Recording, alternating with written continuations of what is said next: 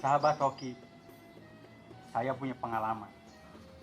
Waktu itu saya ikut sama Kang Maman ceramah di Jakarta. Beres ceramah, kita langsung naik lift tuh ke hotel ceritanya sama Kang Maman. Karena sama panitia dikasih fasilitas duduk di hotel. Pas di hotel, ada seorang perempuan ikut masuk dengan rombongan kita. Rambutnya acak-acakan, parfumnya menggoda karena parfum dari Paris itu mungkin. Udah gitu deketin Kang Maman lagi tuh perempuan. Deketin gitu kan. Ujung-ujungnya apa? Sahabat hoki malah nawarin ke Kang Maman.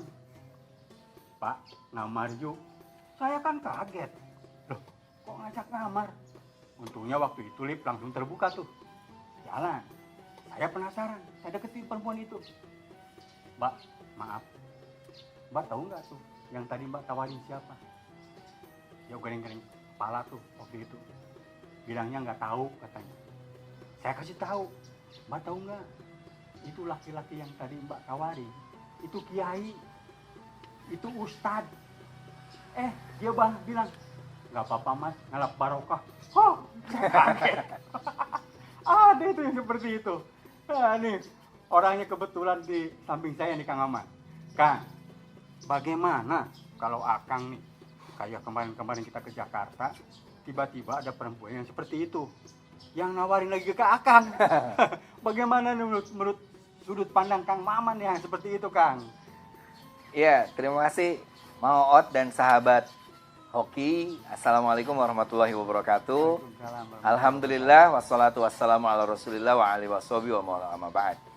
Jadi pengalaman itu adalah guru yang terbaik, bahwa ketika ada perempuan yang menawari di lift, itu saya jujur aja deg-degan juga. Deg-degan juga, godaan, rintangan, apalagi kita masih dalam usia muda seperti itu. Tapi saya dapat ijazah dari guru-guru saya waktu dulu di pondok di Pekalongan, dari Kiai Muzakir dan di PMH Pusat di Mbah Abdullah Salam. Perbanyaklah mengirimkan Fatihah untuk guru kita, karena roh para arwah para guru itu akan memintakan tolong kepada Allah agar kita dijauhkan dari maksiat. Gitu. Nah, tetapi yang kedua yang menggelitik saya dengan ceritanya Mao tadi ya, ternyata seorang pekerja seks komersial seperti itu tahu barokah juga. Nah, artinya kita tidak boleh melihat manusia dari satu sisi. Tidak boleh dari satu sisi. Kalau melihat matahari boleh dari satu sisi. Tapi lihatlah manusia dari seluruh sisi kehidupannya. Artinya dia mungkin tidak pernah bercita-cita atau menginginkan hidupnya terjerumus kepada lembah hitam seperti itu. Tapi karena realita kehidupan, karena desakan ekonomi, karena mungkin dia jadi korban juga dari human trafficking dan lain sebagainya, maka saya husnuzon aja. Saya nggak ngomong apa-apa, saya cuman tersenyum, ya Allah jauhkan aku dari maksiat, tapi selamatkan juga perempuan tadi dari lembah maksiat itu. Ada doa yang dibalik buat dia gitu kan. Jadi jangan sampai kalau ada melihat orang yang kelihatan jauh dari agama, kita langsung menghakimi, menghujat. Enggak. Justru kalau ada orang yang melakukan kayak tadi PSK itu, pekerja seks komersial itu, harusnya kembali ke kita. Ya Allah, kenapa ada perempuan yang sampai terjerumus kepada lembah hitam, sementara saya tidak bisa menolongnya. Sementara saya juga takut ada beberapa orang yang dekat dengan kita karena desakan ekonomi, karena juga korban human trafficking, akhirnya jadi seperti itu. Nah, yang kedua yang saya ingat adalah bahwa tugas kita mengingatkan dan berdakwah itu tidak langsung tobat maneh atau dihancurkan tempat pelacurannya, enggak. Salah satu tobat itu adalah misalnya kita boleh masuk melakukan program-program kesehatan, pasmir dan lain sebagainya. Saya ingat kayak Gus Mik, Kang. Iya, Gus Mik. Itu. Kiai Hamim Jazuli, putranya Mbah Jazuli itu memang asik.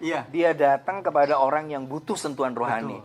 Dia datang menyapa kepada orang yang sebenarnya semua orang ini ingin menjadi orang baik. Tetapi keadaanlah yang menjadikan orang tidak baik. Makanya Rasul selalu berdoa, Allah mahdi qaumi fa innahum la ya'lamun. Ya Allah, berikan hidayat kepada orang-orang yang apa yang tidak tahu apa Iya, ajaranmu agar mereka mendapatkan ajarannya. Kayak gitu.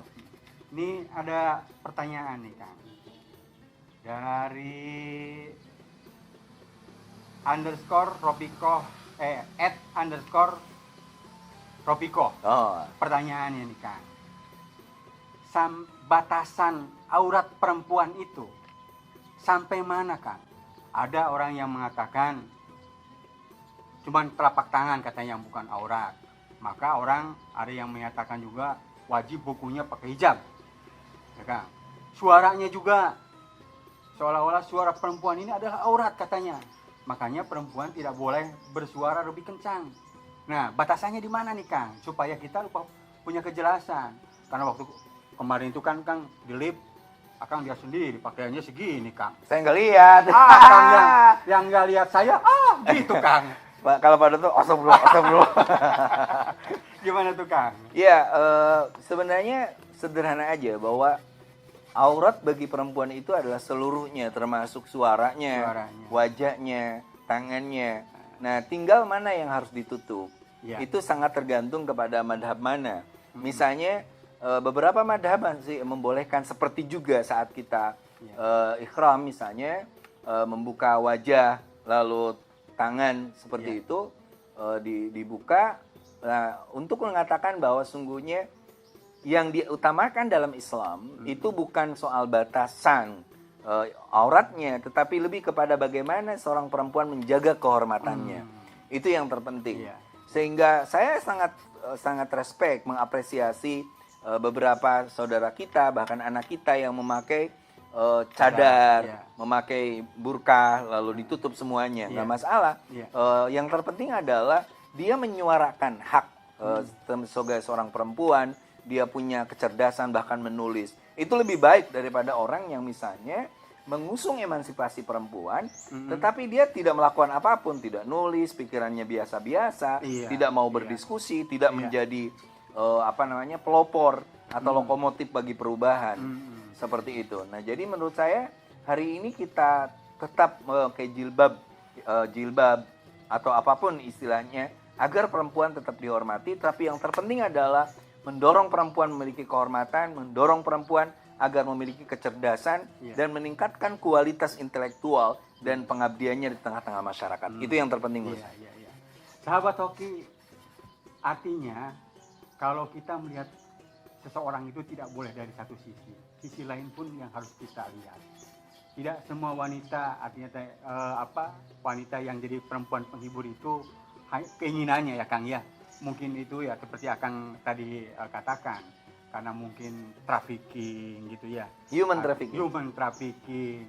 Atau mungkin karena ada kebutuhan yang lain tidak tercukupi, akhirnya dia seperti itu ya Kang ya. Itu. Nah ini sahabat Toki, saya ingin Kang Maman memberikan ibroh. Dan sekalian juga Kang, untuk penutupnya.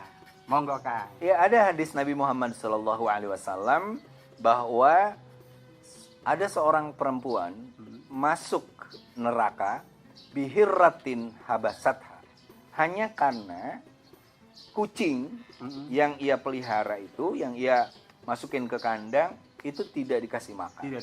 Padahal dia perempuan yang soleh, dia ahli tahajud, dia ahli ibadah, tapi karena tidak punya kepedulian kepada makhluk yang lain, maka dia masuk neraka. Padahal dia ahli ibadah kan? Ahli ibadah, makanya irhamu man fil ardi yarhamkum man fis sama. Cintai makhluk Allah, maka Allah akan mencintai kita. Nah, kelanjutannya ada hadis yang mengatakan ada seorang pelacur yang pulang menjajakan dirinya itu, lalu dia kehausan, dia ambil sepatunya yang tinggi itu untuk ngambil ke sumur, bersusah payah dia ngambil air, tiba-tiba ada seekor anjing yang ingin minum, dia kasihkan anjing dulu, dia dahulukan. Akhirnya dia pulang dan meninggal dan dia masuk surga. Kenapa? Karena si perempuan itu di akhir hayatnya sudah menunjukkan rasa kasih sayang, menunjukkan, mengapresiasi, mengamalkan Rahman Rahimnya Allah kepada seekor anjing. Sehina apapun kita, kalau kita mencintai makhluk Allah, Allah akan memuliakan kita. Nah itu, mudah-mudahan sahabat Hoki Umur Ala Kiai, kita menjadi orang yang selalu mencintai sesama. Amin. Dan jangan sekali-kali menghujat, menjelek-jelekan orang lain. Karena sungguhnya banyak rahasia yang kita tidak ketahui di dunia ini.